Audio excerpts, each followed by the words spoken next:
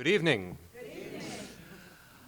As we were thinking about kind of leading off this spiritual reflection, which I and some of my friends from Wisconsin are going to be starting, and then our brothers from the Children's Defense Fund in Nashville are going to lead us through the end of, and using the scripture passage you all just got a copy of.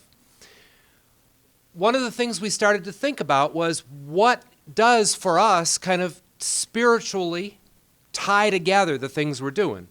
In Wisconsin, and by the way, if you want to read all about what we're doing, we got a couple of little publications out there on the resource table, one of which is a lot of excerpts from letters that we get from prisoners. One of the things that I'm sure a lot of you have found out is that when you start getting into this work, you start getting a lot of mail. And we just felt some of it needed to be seen. People needed to read it, so I'd recommend it to you. But one of the things we were looking at, the different things, whether it's up front trying to get more resources for diversions to keep people out of jail in the first place who have mental health issues or who have substance abuse issues, or whether it's dealing with issues in prisons like solitary confinement or like parole being denied for no reason, which you're going to hear a lot about in just a minute, or whether it's dealing with people returning home and licensing issues and rights issues, getting rights restored, whether it's getting ban the box done, whether it's changing sentencing practices, whether it's going back to school discipline practices, whether it's dealing with restorative justice things that we and our colleagues around our Gamaliel network are dealing with all the time. We thought is the thing that holds it together is how do we see people? Who do we see people as? What's our image of who it is we're dealing with? By way of contrast, before my friends come up, I just want to tell you a real quick story about my son. I have a 17-year-old who is the nicest kid in the world. He's 17, he's 6'5", about 240 pounds. I think he's trying to set the record for being the world's largest vegan.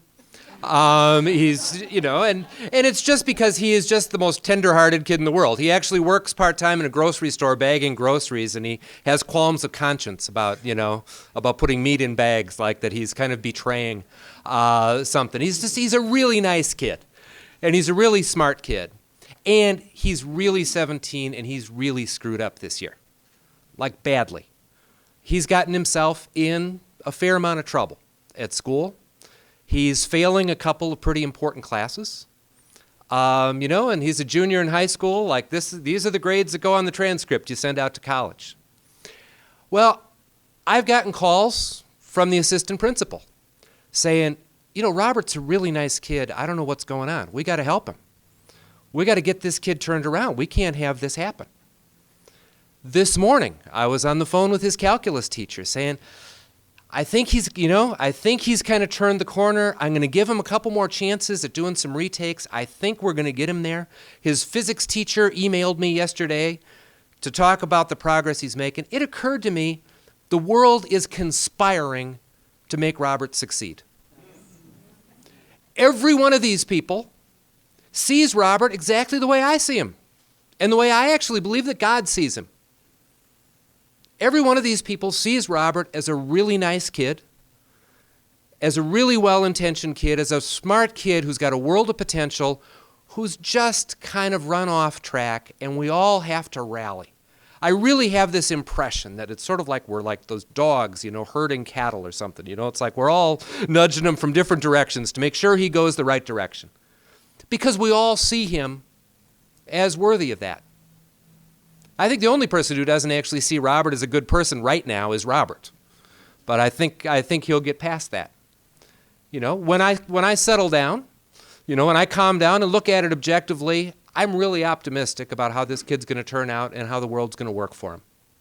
I just want to bring that up just by way of contrast with the other stories you're going to hear about how we see people when they run off the rails. I kind of prefer to look at what happens with my son as that's normal. That's the way the world's supposed to work. But what we want to do tonight is just do a little bit of reflecting on the way the world really does work. for people who aren't my son, for people who aren't in that kind of situation. So I'm going to ask Barbara Robinson and Beverly Walker and then Frank Davis just to come up, tell you their stories briefly.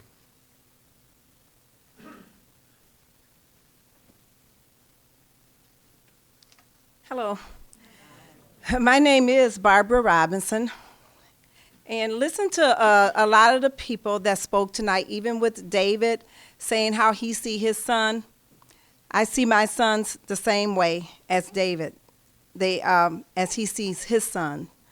The one lady that sat up here and told how she grew up in a predominantly white neighborhood, I did too, in the suburbs in Milwaukee.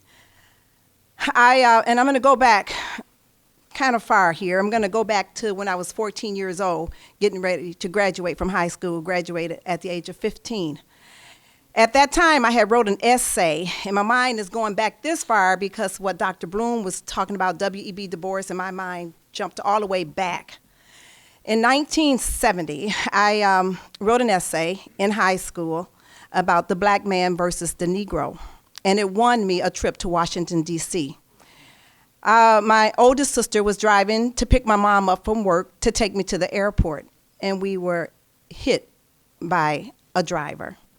It left me paralyzed from my waist down. And I don't tell this story too often. I haven't told it in a while. As a matter of fact, I hadn't told the story. My sons didn't even really know this story. And I was paralyzed, so I was paralytic. From my waist down, I was paralyzed. I went to doctors, and they told my mom, this girl will never have kids. 4 different doctors said that. She will never bear any children. God said different. I had 3 sons, 2 of them, and they are incarcerated. Once again, my name is Barbara, and I grew up in the suburbs of Milwaukee. They came from a loving home. They were judged by the color of their sins, by the color of their skin. In Milwaukee, and it's, go back, Wisconsin has the highest rate of incarcerated African-American males. My sons were caught up in that. They graduated. They went to public schools. They went to Catholic schools, and to military school. I spent 23 years in the military. I'm a retired vet. I came home in 1991 and joined the police department, became a police officer in the city of Milwaukee. I just retired 2 years ago. In 1995, my son, 18 years old, had graduated from school, so when they graduated, I bought them a car. He had his own car. My 17-year-old had his car. The 18-year-old had 2 friends. They decided to do an armed robbery. My son, 18 years old, was driving his car, and his 2 friends in the car with him, and they committed an armed robbery. Well, the one of his friends got out of the vehicle, shot at an off-duty police officer, shot at him, did not shoot him, he shot at him, towards him. When my son saw that, he left. He went to a payphone. He called the police. He turned himself in. My son was sentenced to 122 years with no prior record, no involvement with the police, no prior record. 122 years. My 17-year-old is exactly 1 year younger than the 18-year-old. He heard this. He went, and this is the Christ in him. He went down to the jail, told them it wasn't his brother, it was him. If the news was saying 3 black males committed this armed robbery, they locked up 4. They locked up my 17-year-old, charged him as an adult. He did not have a trial. He was sentenced to 114 years along with his brother. They separated them. One son is in one prison in Wisconsin, the other one is in another prison. It's a hardship on me. I'm really hurt. And like I said, growing up, I went to an all-white school. It was 3 blacks in the whole school. It was me, my oldest sister, and 1 other black female. I never knew racism in Milwaukee, in the city of, in Wisconsin, because I grew up in Glendale. I never knew racism until my adult. After coming home from serving the country, I did a year in Iraq. After coming home from the military and being all over the country, racism is in Wisconsin, and something has to be done. Something has to be done about it. It hurts my heart. People that I locked up during my career as a police officer, I visit my sons and I visit those people that I locked up. I've locked up bank robbers, sexual assaults. even homicide suspects. I'm on their visiting list. I go there. I sit. I spend the time to talk to them, to hear their story, because everybody has a story. They judged my sons for being black, and they locked them up for 100+ years. Hurts me to my heart, and I've always taught them to do the right thing. They told the truth, and that's what they got. I don't look at every white person or person of any color. I don't look at a person. I don't judge them by the color of their skin. But I do. It hurts me that the ones that are in control, mostly high in authority, are your whites, and this is what was done. I said that I read an article in the paper that Attorney General Eric Holder had written, and I know they say all of these prisoners, I started reading, I did once, I went over to where David works and I read letters from prisoners, inmates that's locked up. Two of the main things that they're all saying, and these kids have been locked up since some of them the age of 15, 16, 17, and they're now in their 40s, 50s, over 20 years, and everybody that meets the board for parole saying they have not met two requirements. One requirement is a training requirement, the training requirements, and the other one is they're a danger to society. My sons have been paroled. They came under the old law. They're a danger to society. My sons never had a fight in school. They're not a danger to society, and they're being denied. But Eric Holder says, too many people go to prison for far too long, and some of them for not even good reasons. We need to ensure that incarceration is used to punish, not to just incarcerate, and that's what we do. We criminalize everything. We should incarcerate, rehabilitate, and then put them back out into society, back into the communities. I worked 8 years for a judge as a police officer. I spoke with the judges now. I still go and meet with them. I speak with them. And I ask, when you sentence, what are judges sentencing on? They are sentencing so that a person that is sentenced will come back out onto the streets. That's what judges want. Right now, if I did something wrong on the police department, internal affairs would investigate me. Department of Corrections does something wrong, no one investigates them. We don't question. We go right along with what they say. They don't. And when we go up to visit loved ones and people, whoever we visit in prisons, if you don't do what they say or like they want you, if you don't sit a certain way, I was taught when you walk in a place, you speak. If I walk past a table and I said hello, and I'm not there to visit that person, my visit is up. I can't come back and visit my son. It hurts. It's evil. It's pure evil. And I know that's not God-like. So my thing is, I believed in God. I believe in God. And I believe the same God that took me off of my back after 1 year of laying, 1 year flat on my back. I got bed sores. That same God is the same God that I serve today. And I know that he will open the doors in the prisons. I know he will. So saying that, I just had a scripture I wanted to read from Hebrews, the 13th chapter and the 3rd verse. Remember those in prison as if you were in prison, and those who are mistreated as if it was you yourself suffering. God bless.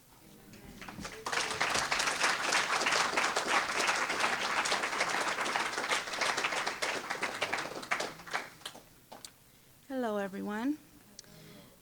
Thank you for having us. I have really enjoyed today and being amongst everyone and the learning I've been learning since I've been here. My name is Beverly Walker, and my husband has been incarcerated for 18 years. He has been incarcerated because he was a party to an armed robbery. He knew about it, and he didn't tell. So he was sentenced, and he has been eligible for parole for 4 years. And every time they give him a defer, they'll tell him, come back in 18 months, come back in 12 months. And now it's come back in 11 months, and we'll see. He has completed all of the court-required courses, even the recommended ones. Even once, he completed every program in every prison that they've transferred him to because he loves to learn. He made a mistake. Just think, go back with me. Think about what you were doing 10 years ago. Just think about it. 2004, who were you? What were you doing? Have any of you grown in 10 years? Have any of you changed? Is there anything different about you from 2004 to 2014? Anybody? So if it's something different about all of you, all of us, why can't they change? Who says that they're not learning, that they haven't educated themselves, that they haven't trained, that they haven't done their work to get out, to be home, to be free, to be held accountable and responsible for their freedoms as they've matured, just as we've matured out here on the outside? I mean, they have nothing more to do but mature, and they can only do what they allow them to do in prison. So if they see a training, they have to be allowed to take the training. Just because the training is in that facility does not mean that they have a right to take it. They'll make it difficult for them to meet all of their requirements by denying them access to take the trainings that they're supposed to have. But he has all of his. He took them all as soon as he could. He moved to different, asked to be moved to different prisons that was far for me to drive to see him, just so that he can meet all of his requirements. He doesn't need to do anything else. He's a tutor. He's working in the prison. And, you know, he loves to help people. He loves to learn. You would think that would account for something. He spent 5 years in segregation in the hole for something that he did not do. And the guard apologized to me. They didn't apologize to him. They apologized to me for him being in a hole. And he told me, if you ever decided to bring this up in court, I will deny it. But I'm so sorry. Your husband is a nice person. And something happened in the prison, and he helped get me to a secure place, away from the inmates who would have hurt me. He apologized to me, but he would not apologize to my husband. Now, when my husband was sentenced under the old law, at that time, judges knew how much time they wanted the inmates to spend in prison. So at that time, they had it set up where, you know, prison at 25% of your sentence would be how long it could be before you are paroled. And when the law changed in 2000, they've changed it, and they've now incorporated the new law with the old. So people who are eligible for parole, they keep telling them, rubber stamping it, not enough time served. How is it not enough time served when you have met the requirement that's in the law books that says after you have met this specific time frame that you could qualify for parole? So how do you not have enough time served if you're going before the parole board?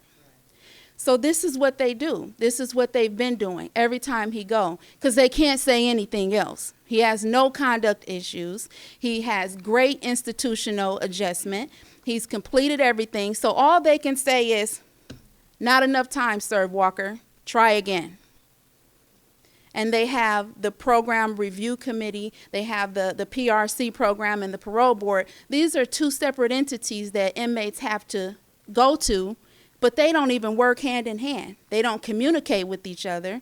They don't do anything to work together to help this inmate be able to live a conductive life out on the outside or even make it to the door. As a matter of fact, they are so in the dark from each other. It's like the right and the left hand, and they know absolutely nothing about each other, and they're behind your back. So it makes it difficult to maneuver through this system. And when people look at you, they think you're just trying to get out of prison early. No, you want this law that was written that says this specific thing to be upheld because it is a law and it's specific to this. And you want the people that are put in place to be held accountable and responsible for following these laws that they have set up here and made. That's what you're looking for. Just accountability, just responsibility for the things that you have incorporated in this state. And when I meet these responsibilities and these accountabilities that you have told me to do, be fair about it. If I've done my part, do your part. And that's what's missing. They have no accountability. They don't have to answer to anyone. They don't have to be responsible for anyone. They don't even have to tell us how many people they're keeping in segregation. You know, they don't have any responsibility to anyone. So it just makes it difficult. So I say we pray for hope, an honest opportunity for parole eligibility. It costs $54,000 or more to house an inmate. So if an inmate who is eligible for parole was to be released home, this would be an asset to their family, to the community, because they would be paying taxes while they're working. You know, so how could this be any kind of benefit to keep them incarcerated, paying over $54,000 to house them, when they have loved ones, stable homes to return to, could be held responsible for their actions and accountable for their actions? They're supposed to be paroled after this certain amount of time so that they can go ahead and live conductive lives to what they're saying that they are able to do. So I just wanted to tell you a little bit about what was going on with my situation. And let's just all keep praying and acting, because faith without works is dead.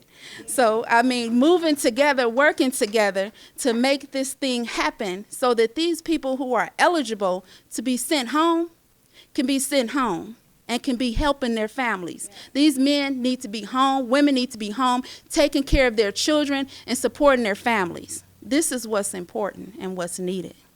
Amen.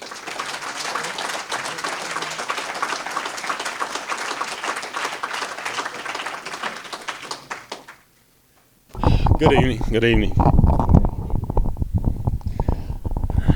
right.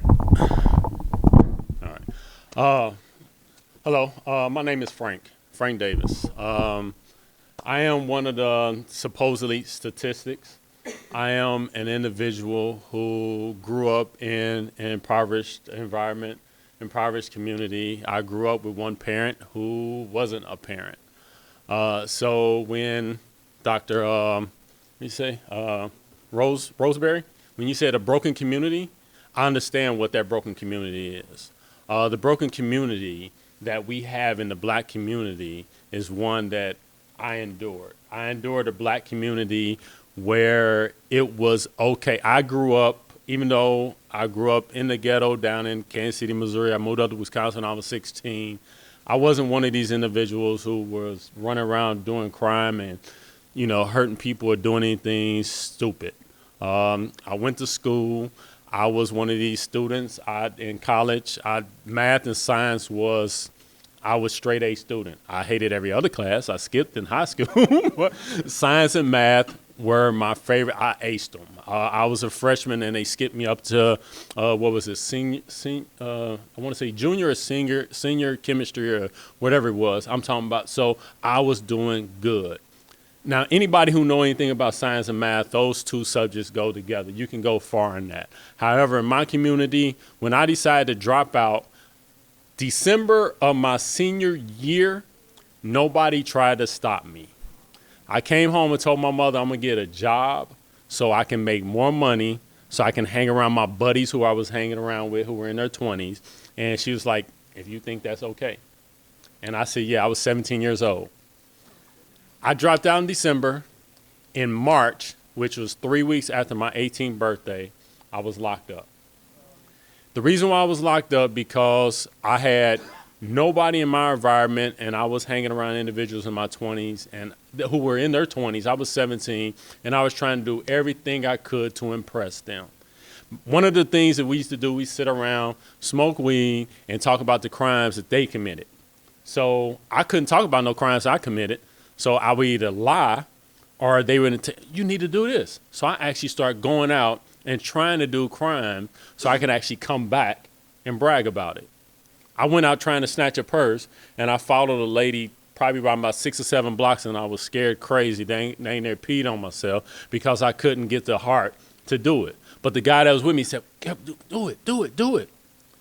And so weeks later, I finally got the stupid courage to go out and try to commit a crime because I wanted to impress the individuals I was around. At 17 years old, I wanted to impress some 20-some-year-old individuals who I actually looked up to. So I went out, now dropped out of school. I'm working, have no type of anybody who want to take me under their wing. And I go out and commit at the age of 17, 18, a heinous crime, one that as of right now I'm embarrassed about. I don't like talking about it, but it's a reality. And the reason why I can talk about it because I understand one very significant component of my life that a lot of people don't embrace when you're in prison. I am not what I did. I am what I'm doing. And so because of that, I can sit up here and tell you, very embarrassingly, I must tell you, that at the age of 17, I committed a rape. I'm not proud of it. I don't like it. I got 5 sisters, a mother, an auntie, grandmother, and plenty of other women I grew up in the house with. The fact that I did it was probably one of the most disgusting, embarrassing, messed up things I ever done in my life. But I was 17. Right now, I'm 44. So at the age of 44, I have distance, I have maturity, I have knowledge, I have understanding, and most of all, I have a spiritual component to my life, which is off the chain. When I was in prison, I did something that I read the Bible from front to back cover. Not because I wanted to learn about God or Jesus Christ or anything like that. Because I wanted to learn about the Bible so I can put it in the face of all the Christians that was in prison, running around trying to be one thing, and they weren't. But there was a trick to it. And anybody who's spiritual, they know God put a twist to all different things in your life. As me sitting down reading the Bible from front to back and trying to get in it to knock down every Christian, what happens is it wound up bringing me closer and closer to start going to church, start actually sitting down and doing Bible study, start getting in the Word. All of a sudden, the Word start making, different changes in my life. As the Word start making changes in my life, my thinking start changing. As my thinking start changing, my actions start changing. As my actions start changing, all of a sudden, my associates that I had start dropping off because now they don't want to associate with me. Hey, Frank, you acting different. Back then they used to call me by my nickname. Smurf, you acting different. What's wrong with you? No, I don't even want to be called Smurf no more. Call me by my name. Call me Frank. Well, why? I don't even want to hang out with you. I quit cussing. I quit smoking. I quit doing all of these things. And my point, I'm out of prison. I've been out since 2007. I did almost 20 years in prison. Went in at 18, got out at 37. I'm not happy about it, but the one blessing of my prison stay is the fact that I have an understanding of what now living is about. And when you're out there trying to find life, you're trying to find a purpose, you're trying to find some leadership, you're trying to find direction. I was trying to find a mentor. I was trying to find a black father. I was trying to understand what it meant to be a black man. And there is this saying that, a couple of my buddies, we run around, we say that there's a difference between being a male and a man. Black maleness is a thing where you sort of like bang on your chest. I'm tougher than you. I'm badder than you. I can slap you down as my woman. I can cuss you out. If I'm walking down the street, I'm not going to move. You better move out my way. That's maleness. Black manhood, which is something that they do not teach you in prison, is about being responsible. It's about being loving. It's about being balanced. Understanding that I'm not perfect, but I'm sure going to try and strive to be better than what I'm doing. So me as a black man who went in at 18, I did this. I strove to be the best I could. I ostracized myself from my family, which the prison system told me, the individuals told me, this is what you do. It makes time easier. It made time worse. Because when I got out, I wasn't emotionally connected to nothing and nobody. It took me a while to get back to that point. The prison system is a very insidious creature, beast that just eats you alive emotionally, spiritually, when you're in there. And that's what they want to do. And I fought. My main reason now for being part of, Gamel, Moses, and this whole organization is about making sure that they know, and I'm clear with mine. I'll let them know that I'm going to make sure that I'm a part of something that gives somebody else an opportunity that I didn't have. I understand that now. I don't cry over what I did. I don't like it. I'm sorry. But I'm a better person now than I was when I was 18, than I was 17. And so I come here today loving to see the multitude of faces. And I'm thankful for all of y'all being here. I'm thankful for the work y'all do, not just for me personally, but for the people I know. I know her husband. Didn't even know. I just found out today.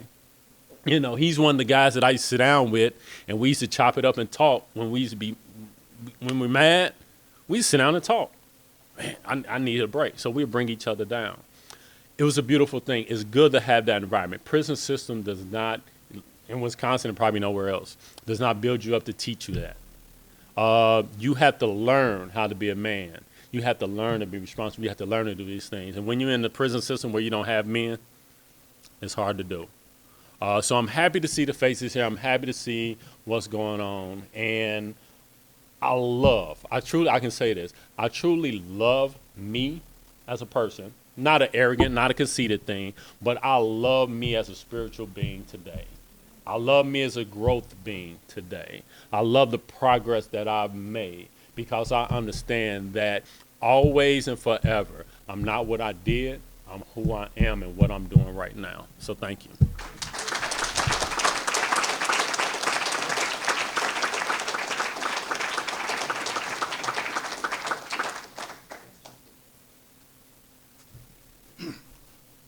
Good evening, everybody. First off, my name is Ndume Olatushani, and I'm actually happy to be here myself. It's really it's a miracle. First off, that I'm actually here, but to really just see this community come out and talk about these issues that's so important to so many of us. I actually spent 28 years in prison, and 20 of them was on Tennessee's death row for a crime I ain't commit. June 1st will be 2 years since I've been home, and I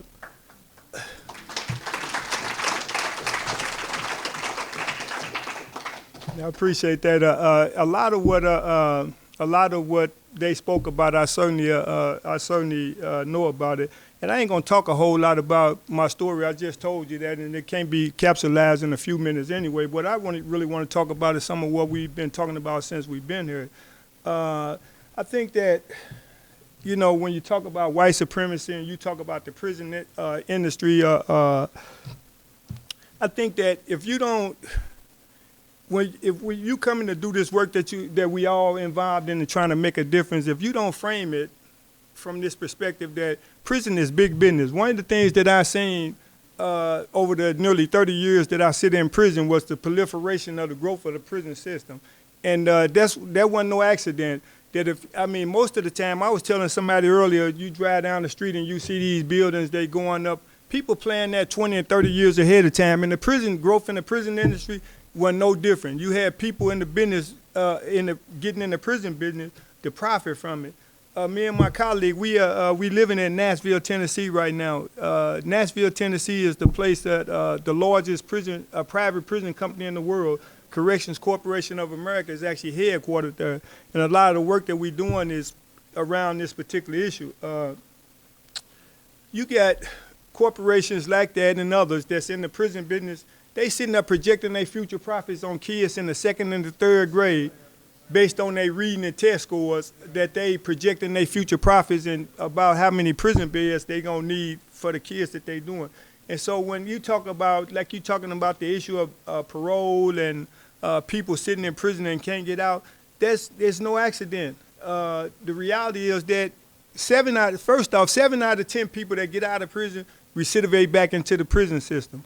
And that's because it's really then became this new form of discrimination. And the only way the prison industry operate is they have to have bodies. If you had any other business in this country or in the world for that matter, that if the doors of a hotel, 7 out of 10 people walked out of the hotel and didn't come back, they're gonna shut the doors. But in the prison industry, it's totally different. They want people coming back into the system. So when people get out like myself and others that get out of prison and they come up against discrimination, whether it be housing, school, jobs, or whatever the case is, that all this stuff is playing that way because like I said, the prison industry certainly not only want, but they need bodies. And when you take like when we hear and we talking about trying to do something about this issue, first off, I would encourage everybody in here, get on the internet and find out about the companies that operate inside the prison industry, for instance. I mean, we hear politicians in this country all the time railing about places like China and other places where they talking about these people use prison labor to make cheap goods, to flood the market. They doing the same thing here. I mean, you could get on the internet, and like I said, I encourage everybody to do that, because one of the ways that you can begin to break the back of these people is quit spending your money with them. You got companies from Victoria's Secret to Sears and a host of them in between that use prison labor right here in this country to make their goods. And the sad thing about it is, or the ironic thing about it is, that some of those same people that sit in prison and make these goods for 50 cents an hour or less, when they get out, they can't even get a job with the same company, because the company's saying, check this box. If you've been convicted of, if you got a felony on your jacket, we don't need you. It's fine while you're sitting in prison. But once you come out, you ain't good enough to work for their company. And like I say, all this, none of this stuff is no accident. And I think that, like I said, if I can say anything why we here is, like if you have to frame, you have to keep this perspective that this prison industry is big business, and ain't no question about we up against a giant for real. Because we talking about hundreds of billions of dollars. You said $54,000 to house a person a year in Wisconsin. I mean, for $54,000, I mean, that's a lot of money, and that's for grown people. I'm sure it costs even more to house a juvenile for a year, and so you have to wonder why it is. We always hear this expression, follow the money, because when you follow the money, you get to where you want to. You end up where you need to be if you want to know about the truth. And so you ain't got to be a rocket scientist to figure out why would a state be willing to spend $50,000 or $60,000 or $70,000 to house a person for a year, when they spend probably less than that in school, for instance. Why would they be willing to do that? Except that it's big business. I don't know if you guys, just a few years ago, they had these judges in Pennsylvania, where they was basically selling the kids into the system. And I'm saying that was really just the tip of the iceberg. When you look at, one of the things I have to say this here, I've been sitting there wanting to say it for a while. Like I said, I'm really happy to be here. One of the things while I was sitting in prison was that the people that came into the prison system that was coming from the churches, they always was coming in, with this idea that you was coming in to save my soul. And I didn't need my soul saved. The truth is, I needed, and you have to excuse what I said, I actually needed my ass saved. You see what I'm saying? I didn't, literally, that's what I needed. It's real talk. That's what I needed. I didn't, I didn't need somebody coming in trying to browbeat me with the Bible and none of that stuff there. I was sitting there on death row, coming out. Every time I come out of my cell, I'm chained and shackled like some imaginary monster. And they take me out of my cell from this corner, not even out there to this wall over here. It take them 15 minutes to come and shackle me and chain me, to take me right over here, to take a 5 or less than 10-minute shower, and then take another 10 or 15 minutes to bring me back over here and put me in the cell. And when I came out my cell, like I said, I'm chained like some imaginary monster, and this was 23 hours a day for a lot of those years.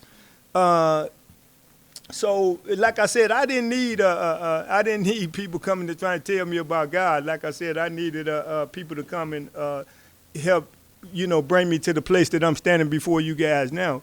And the thing that I want to say is that about, the religious community, this proliferation of this criminal justice system, or this prison industrial complex. I mean, if it had the religious community seen this as a moral issue when it was happening, then it wouldn't have happened. I'm saying that in a lot of ways, the silence of the church became complicit in this whole growth of this industry. And I'm happy that, people, we hear and people are talking about it now. But it's such a big thing, and I'm certainly one that has a whole lot of hope. But I know we up against a real fight. We really are, and it's gonna take people like ourselves and other people to get out and get involved, so we could do stuff about people not only sitting in prison like I was sitting in prison, because it is still a lot of people, and it's certainly as long as you have the death penalty. I know Wisconsin don't have the death penalty, and that kind of shows the arbitrariness of this whole system. That you can have a state like Wisconsin, for instance, that don't have the death penalty, but you could. And listen, I'm totally opposed to the death penalty, obviously. But I mean, when you look at what happened with, yeah, I'm totally opposed. But when you look at a situation like Jeffrey Dahmer, for instance, I mean, if you were saying that you had the death penalty, certainly that would be a person that people would say he deserved it. I ain't saying that's what he deserved. But the fact of the matter is that because he happened to live in a geographical area where they didn't have the death penalty, he wasn't even subject to it. And I ain't saying, like I said, I ain't saying he should have been. But I just make that point to say that most of the people that, when you look at, they got 3,000 and some people on death row in this country right now. And most of them are certainly people that didn't commit, any murder is horrible. But I'm telling you, they'll make the worst of the worst in prison. Once I got off of death row, I spent 20 years on death row and spent another 8 before I came home. I was in a cell with people, I'm talking about, had 4 worse crimes. I mean, if you want to say, if you trying to quantify what murder is, than some of the people that I was sitting on death row with. And so, like I said, as long as we have the death penalty, it's going to certainly kill innocent people. And we should, not only when we, struggling and fighting, trying to do something about the, this issue of mass incarceration, we shouldn't forget about that. I mean, we certainly, if you guys been following what happened in Oklahoma, I mean, you know that this here is a serious issue, and like I said, it's truly a miracle that I'm standing here. It really is. It took a lot of hard work, but like I said, the thing that I want to impart, is that listen, keep this framework that is big business, because if you don't frame it that this here is big business, then you're gonna miss the issue. You're gonna miss the point. It's big business, and so until we deal with that, and when we look, until we identify these companies and start trying to, get the religious community behind divestment movements and some of the things that's going to actually change, I'm telling you, it's certainly going to be a long haul. But like I say, I'm certainly one that's got a whole lot of hope, and I know that as long as people like ourselves and other people get out there and keep doing what we're doing, then we're going to make a difference.